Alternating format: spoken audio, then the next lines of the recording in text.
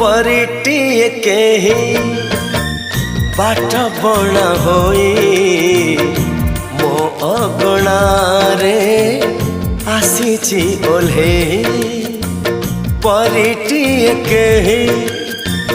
बाट बणा होई मो अगणारे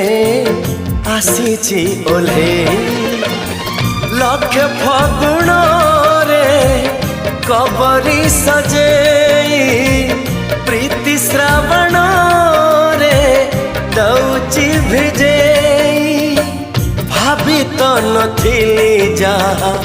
जाइची पाई परिटिए केही बाट बणा होई मो अगणारे आसीची ओल्हे।